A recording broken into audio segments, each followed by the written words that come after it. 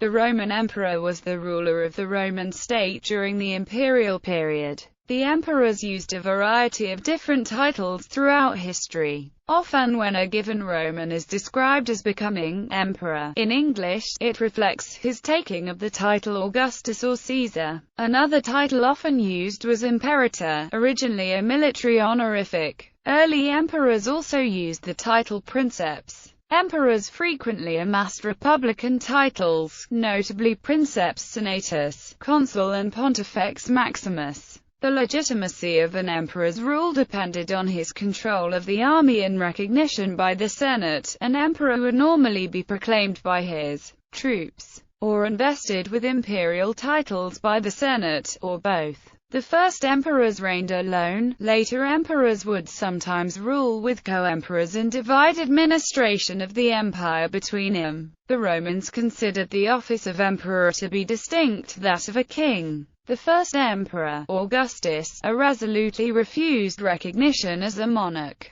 Although Augustus could claim that his power was authentically republican, his successor, Tiberius, could not convincingly make the same claim. Nonetheless, for the first 300 years of Roman emperors, from Augustus until Diocletian, a great effort was made to emphasize that the emperors were the leaders of a republic. From Diocletian onwards, emperors ruled in an openly monarchic style and did not preserve the nominal principle of a republic. But the contrast with kings was maintained. Although the imperial succession was generally hereditary, it was only hereditary if there was a suitable candidate acceptable to the army and the bureaucracy. So the principle of automatic inheritance was not adopted. Elements of the republican institutional framework were preserved until the very end of the Western Empire. The Eastern emperors ultimately adopted the title of Basileus, which had meant king in Greek, but became a title reserved solely for the Roman emperor and the ruler of the Sasanian Empire. Other kings were then referred to as regas.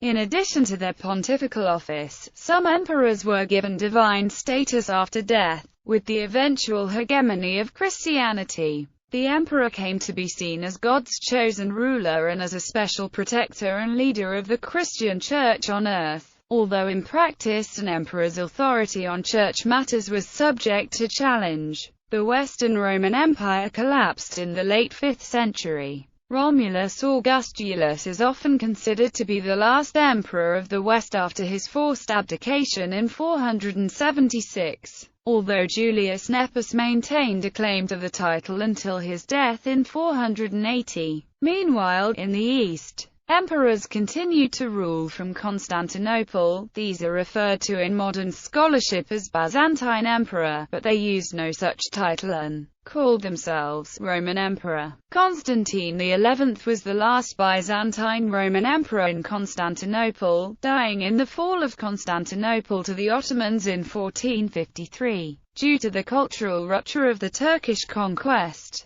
most Western historians treat Constantine XI as the last meaningful claimant to the title Roman Emperor, although from this date Ottoman rulers were titled Caesar of Rome, until the Ottoman Empire ended in 1922. A Byzantine group of claimant Roman emperors existed in the Empire of Trebizond until its conquest by the Ottomans in 1461. In Western Europe, the title of Roman Emperor was revived by Germanic rulers, the Holy Roman Emperors, in 800, and was used until 1806. Background and first Roman emperor. Modern historians conventionally regard Augustus as the first emperor, whereas Julius Caesar is considered the last dictator of the Roman Republic, a view having its origins in the Roman writers Plutarch, Tacitus and Cassius Dio. However, the majority of Roman writers, including Josephus, Pliny the Younger, Suetonius and Appian, as well as most of the ordinary people of the empire, thought of Julius Caesar as the first emperor. At the end of the Roman Republic, no new, and certainly no single, title indicated the individual who held supreme power. Insofar as emperor could be seen as the English translation of imperator, then Julius Caesar had been an emperor emperor, like several Roman generals before him. Instead, by the end of the civil wars in which Julius Caesar had led his armies, it became clear on the one hand that there was certainly no consensus to return to the old-style monarchy, and that on the other hand the situation where several officials, bestowed with equal power by the Senate, fought one another had to come to an end.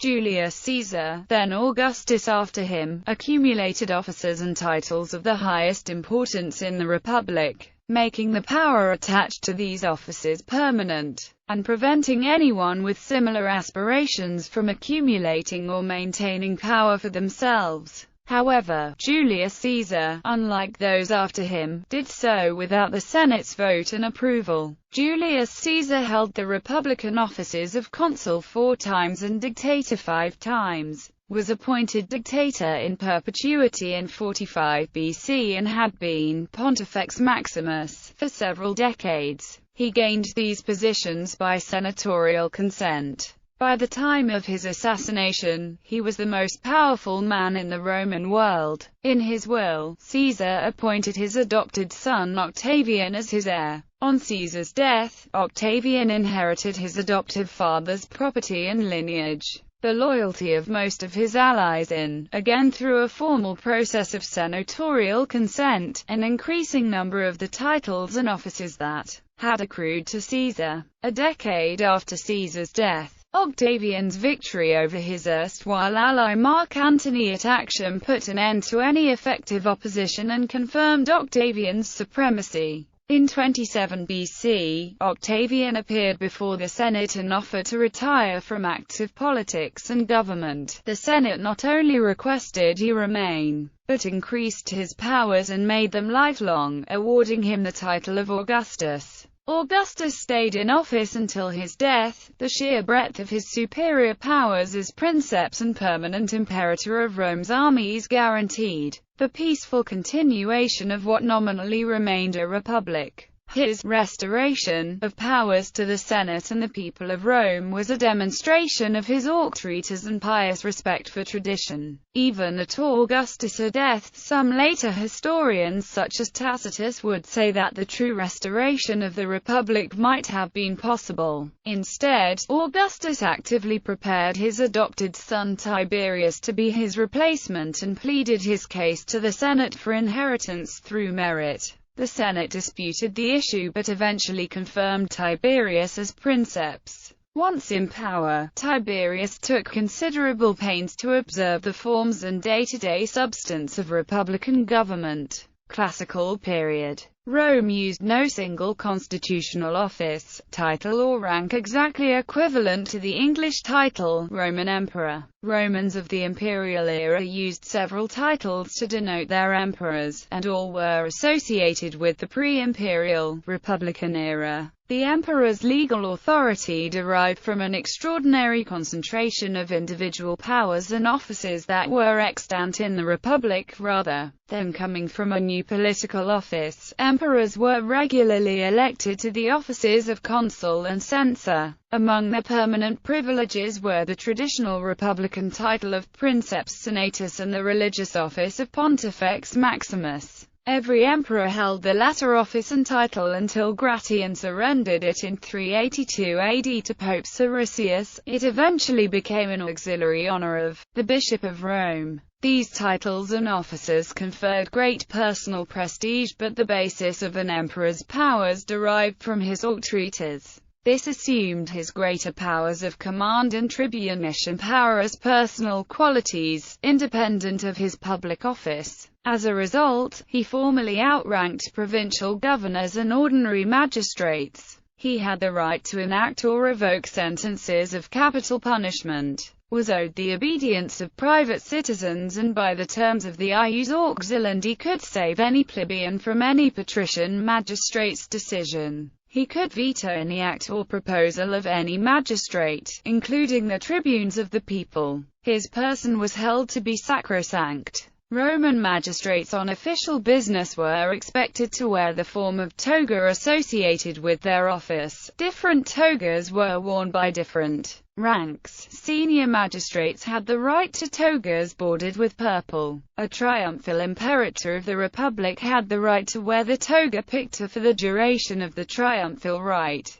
During the late Republic, the most powerful had this right extended. Pompey and Caesar are both thought to have worn the triumphal toga and other triumphal dress at public functions. Later emperors were distinguished by wearing toga purpura, purple togas, hence the phrase, "tid on the purple," for the assumption of imperial dignity. The titles customarily associated with the imperial dignity are imperator, which emphasizes the emperor's military supremacy and is the source of the English word emperor. Caesar, which was originally a name but it came to be used for the designated heir and was retained upon accession. The ruling emperor's title was the descriptive Augustus, which was adopted upon accession. In Greek, these three titles were rendered as autocrator, Kaiser, and Augustos or Sebastus respectively. In Diocletian's Tetrarchy, the traditional seniorities were maintained. Augustus was reserved for the two senior emperors and Caesar for the two junior emperors. Each delegated a share of power and responsibility, but each an emperor in waiting. Should anything befall his senior, as Princeps senatus, the emperor could receive foreign embassies to Rome. Some emperors are known to have delegated this task to the Senate. In modern terms, these early emperors would tend to be identified as chiefs of state.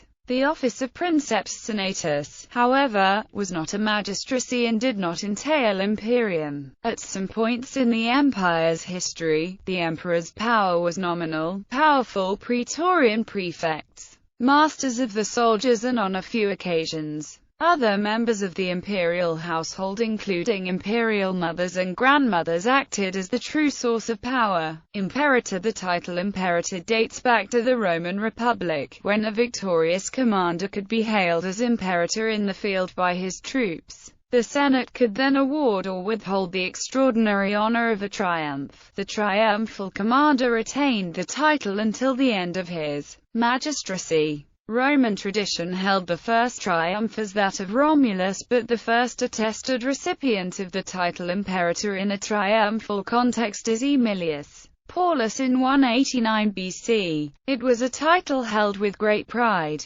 Pompey was hailed imperator more than once, as was Sulla, but it was Julius Caesar who first used it permanently. According to Dio, this was a singular and excessive form of flattery granted by the Senate, passed to Caesar's adopted heir along with his name and virtually synonymous with it. In 38 BC, Agrippa refused a triumph for his victories under Octavian's command, and this precedent established the rule that the princeps should assume both the salutation and title of imperator. It seems that from then on Octavian used imperator as a praenomen. From this the title came to denote the supreme power and was commonly used in that sense. Otho was the first to imitate Augustus, but only with Vespasian did imperator become the official title by which the ruler of the Roman Empire was known. Princeps. The word princeps, meaning first, was a republican term used to denote the leading citizen of the state. It was a purely honorific title with no attached duties or powers. It was the title most preferred by Caesar Augustus, as its use implies only primacy, as opposed to another of his titles, imperator, which implies dominance.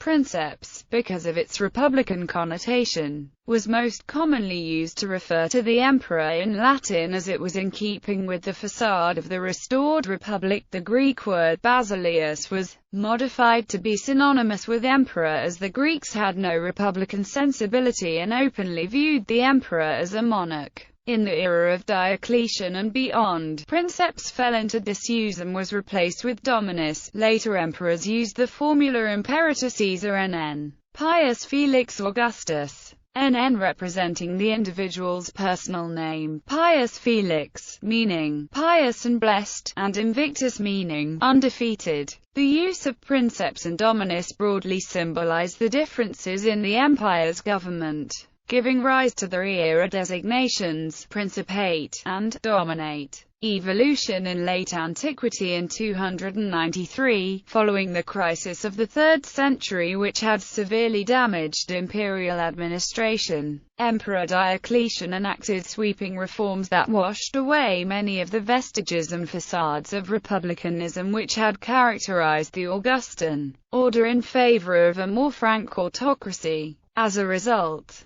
historians distinguish the Augustinian period as the Principate and the period from Diocletian to the 7th century reforms of Emperor Heraclius as the Dominate, reaching back to the oldest traditions of job sharing in the Republic. However, Diocletian established at the top of this new structure the Tetrarchy in an attempt to provide for smoother succession and greater continuity of government. Under the Tetrarchy, Diocletian set in place a system of co-emperors, styled Augustus, and junior emperors, styled Caesar. When a co-emperor retired or died, a junior Caesar would succeed him and the co-emperors would appoint new Caesars as needed. The 4 members of the Imperial College shared military and administrative challenges, by each being assigned specific geographic areas of the empire. From this innovation, often, but not consistently repeated over the next 187 years, comes the notion of an east-west partition of the empire that became popular with historians long after the practice had stopped. The 2 halves of empire, while often run as de facto separate entities day-to-day, were always considered and seen, legally and politically, as separate administrative divisions of a single, insoluble imperium by the Romans of the time. The final period of co-emperorship began in 395, when Emperor Theodosius I's sons Arcadius and Honorius succeeded as co-emperors. 85 years later, following Germanic migrations which had reduced the empire's effective control across Britannia, Gaul and Hispania, and a series of military coups d'état which drove Emperor Nepos out of Italy, the idea of dividing the position of emperor was formally abolished by Emperor Zeno. The Roman Empire survived in the East until 1453. But the marginalization of the former heartland of Italy to the empire would have profound cultural impacts on the empire and the position of emperor. In 620, the official language was changed from Latin to Greek, and although the Greek-speaking inhabitants were Romaoi,